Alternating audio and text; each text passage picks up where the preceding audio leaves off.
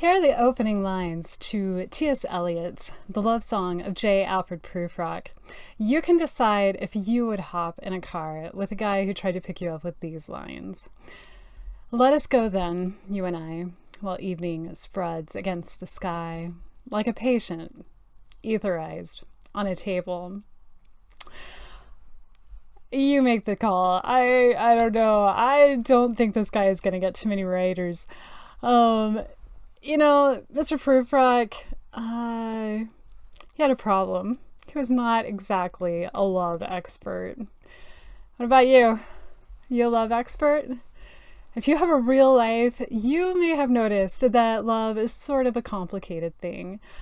I am looking for some friends to take a road trip with me.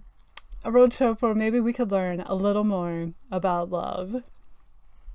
The first leg of our journey starts around Kansas City, Missouri, with a blue sailfish, penned but not quite wriggling on the wall.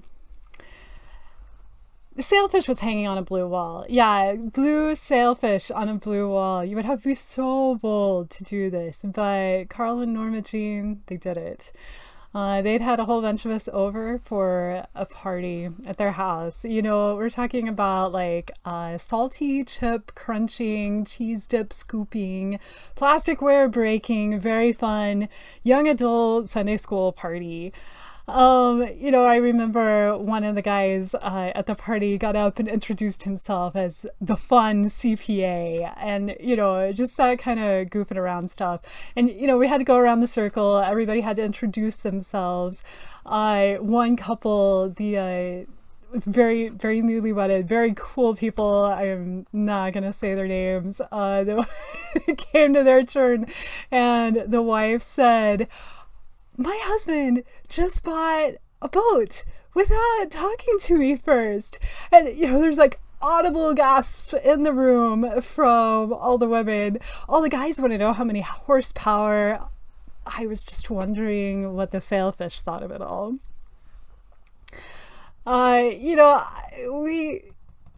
I don't remember what we said. Matthew and I had just gotten married too. And, no memory of that. But I definitely remember the Sunday school teachers. I remember Carl and Norma Jean. When it came around to their turn, Carl shared that, he liked pretty mellow, slow, waking up sorts of mornings. And Norma Jean was just the opposite.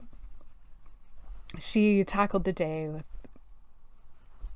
leaping out of bed, that sort of thing. Very energetic, very ready to tackle the day.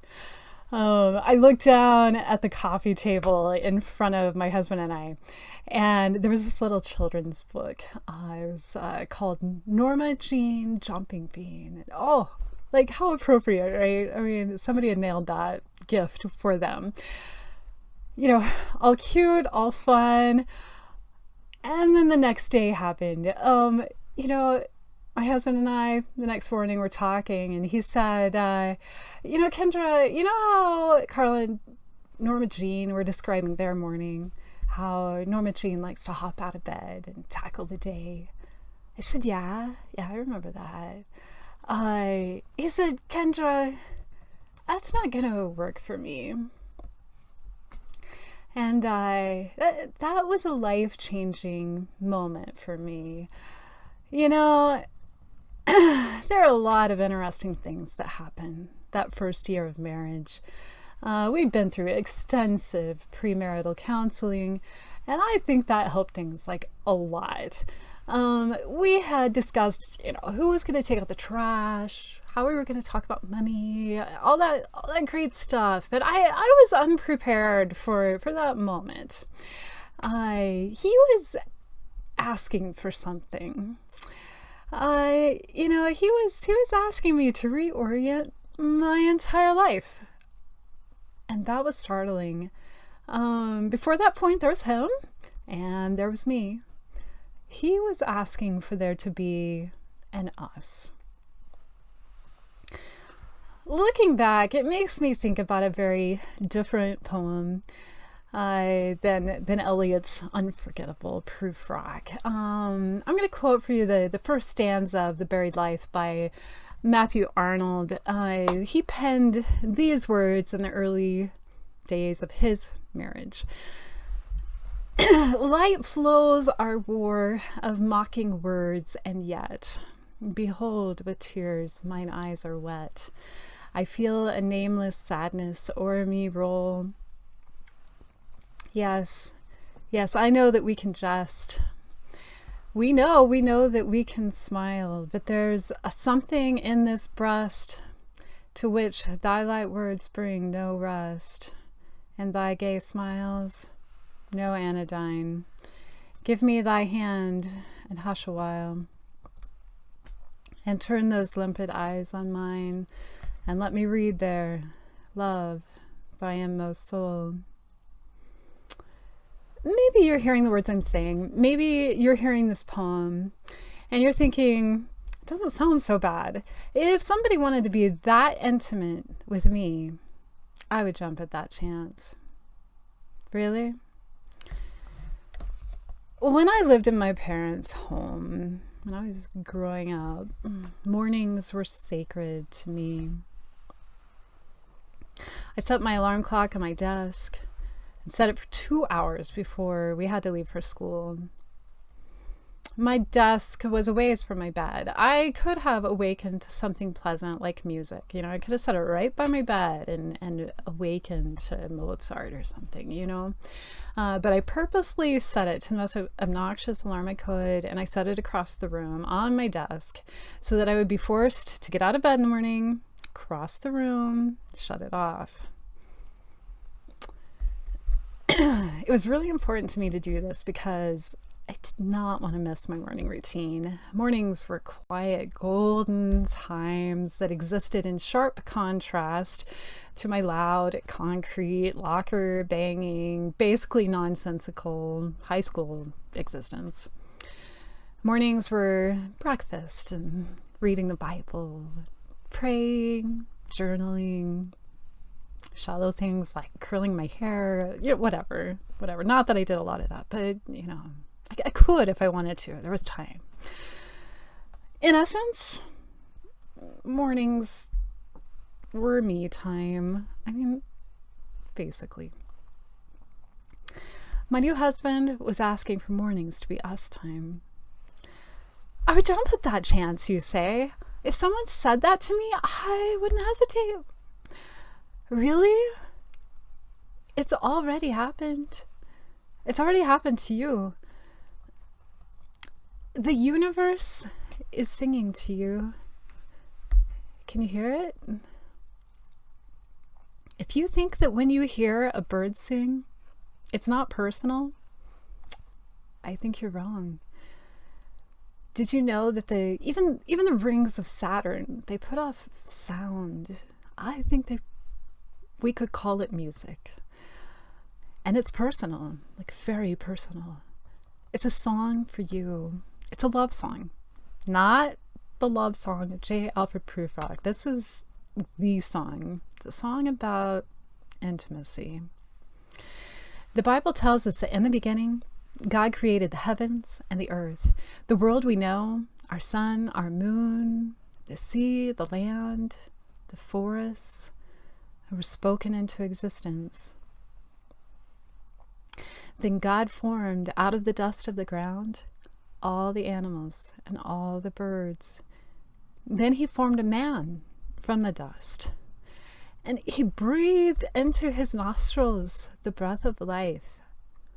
Literally, when Adam opened his eyes, think about it, who was he looking at? It's really something. I don't know what that looked like, but it's really something. The Bible is full of such intimate moments between God and man. One I've thought about a lot lately is a man named Jacob. He wrestled with God. Wrestled! Oh, you know, it's like sweat and skin. Was there drool involved? I don't know. But that's really close contact. It's really, really close. And, of course, Jesus Christ is obviously the epitome of all of this. I think about the beginning of his life. I think about gestation. I think about his birth.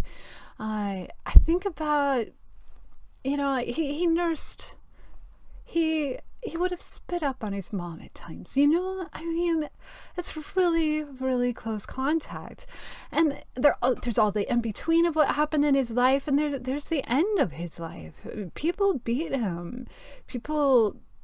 Somebody had to hold down his arm. Somebody had to hammer that nail into his arm, and his blood would have splattered on them. It's really close.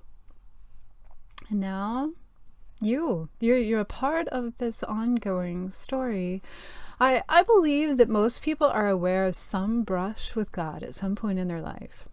If it hasn't happened for you yet, I think it's going to. Still, regardless of whether or not you're aware of this kind of close contact with God, it has already happened in your life.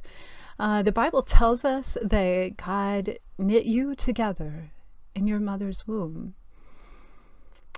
And I think ever since, I think the Bible tells us pretty plainly, ever since he knit you together, ever since you first existed, he's been pursuing you. He paints the sunrise and the sunset for your pleasure. He touches you in the warm, gentle breeze. And he has passed down his story about his love for you in the Bible. Through it all, he's saying, let me read there, love thy inmost soul. He's saying, it's not going to work for me, for you to go your way and me to go my way. He wants your morning. He wants your day. He wants your night. He wants you. But he's also a gentleman. He's not going to force you into anything. But still, the invitation's there. It's totally, totally there. What's your reply? If you would like to respond to God, if you want to give him your morning, moon, or your moon, if you want to give him your morning, noon, and night, if you want him to read there, love thy inmost soul, just tell him so. Prayers aren't anything fancy. You can just tell him, I want that. I want you. Even if you may not understand it all, but you can tell him that too. He understands. He actually knows you pretty well. Just a word. A lot of people, when they decide to give God their life, it can be a little tough. Maybe there's a rush of emotion at the time. Maybe there's not. And maybe later they're not sure if anything real happened or not. Something that always sticks with me, though, is, if somebody puts $300,000, deposits $300,000 into your checking account, you're not going to know it right away. But it's real. And it's going to change your life. Just keep talking to him. Maybe you're talking to him now. Talk to him in the morning, Tell him good morning. You go to bed tonight, tell him good night. When you sit down to eat, thank him that you have food to eat. Just keep taking steps toward him. That's really what it's about. And I think you'll be shocked by the response from him.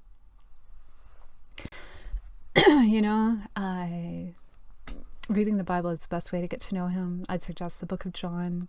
I would suggest finding a church where you feel like you can learn. And if you're not sure, totally where to start at all, I think Focus on the Family is something you should Google. Talk to them. There's real life people there who will talk to you.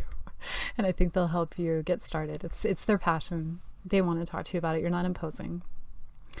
On this channel, I plan to pass along to you some thoughts on developing intimate relationships that I think will help you long term, especially if you're thinking about getting married someday, if you're thinking about having children someday.